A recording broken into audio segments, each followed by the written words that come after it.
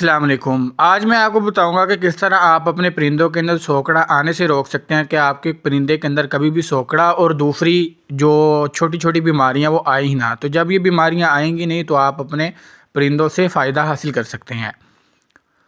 सब ये बताते हैं कि इस बीमारी का क्या इलाज है। आज मैं आपको बीमारी का इलाज भी बताऊंगा और ये भी बताऊंगा कि किस तरह आप बीमारी को आने से ही रोक सकते हैं, जिसके अंदर सोकड़ा है और दो छोटी छोटी बीमारियां हैं जिसका मैं अब आपको बताऊंगा। सोकड़ा क्या होता है? सोकड़ा ये होता है कि बाज़ दफ़ा आपके परिंदे के अंदर आयरन की डेफिशिएंसी हो जाती है, या उसके पेट में कीड़े होते हैं, या उसके जो है वो जिस्म के ऊपर जो है वो जुएँ होती हैं, उस वजह से उसके अंदर सोकड़ा आ जाता है।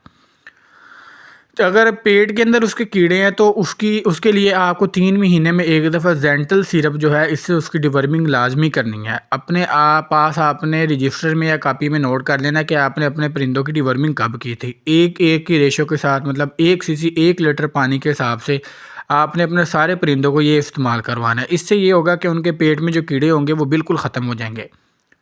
इसके बाद इस तरह का कोपेक्स आपने पाउडर लेना है। ये मैं आपको सारी स्टेप बाय स्टेप चीज़ें बताऊंगा। और इस तरह का आपने दाबड़ा लेना, उसके अंदर रेत डाल के कोपेक्स पाउडर को आपने अंदर डाल लेना है। 15 दिन या 1 महीने के बाद आपने सारे परिंदों के नीचे इसको रख देना है। वो इसके अंदर खेलेंगे और उनके जो जिस्म पे लगे जितनी भी जुएँ और जो भी चीज़ें होंगी वो ख़त्म हो जाएंगी। अब आप अपने सामने जेनिटर देख सकते हैं। अगर आपको जेनिटर नहीं मिलता अपने करीब से तो कोई भी आप वेटनरी स्टोर पे जाके कोई भी इस तरह की चीज़ आप ले सकते हैं। इसका तरीकाकार ये कि आपने इसको शेड को हर महीने बाद जो है आपने इसके साथ सफाई करनी है। अब अगर तो आपका परिंदे का सोकड़ा हाजमी की वजह से है तो ये कोलिक सिरप आपने जो है इस्तेमाल करना है। इसके 2 से 3 ड्रॉप आपने जो अपना इन्फेक्टेड बर्ड है जिसको ये बीमारी है, आपने उसको दिन में एक दफ़ा 2 से 3 ड्रॉप जो है वो पिला देने हैं। 3 से 4 दिन लगातार इसको पिलाना है। अब आपने पेट के कीड़े भी मार लिए, जिस्म के ऊपर जुएँ जो थी वो भी आपने ख़त्म कर ली अपने शेड के अंदर से, और जो उनकी डाइजेशन का मसला था आपने वो भी उनका हल कर लिया।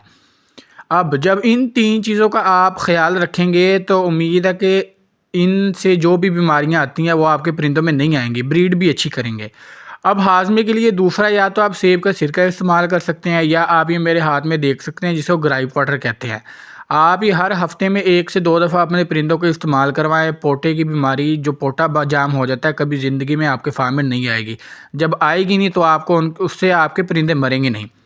अब अगर सोकड़ा आ गया, ये सारी चीज़ें आपने कर ली हुई, अब उस परिंदे को आपने रिकवर कैसे करना है?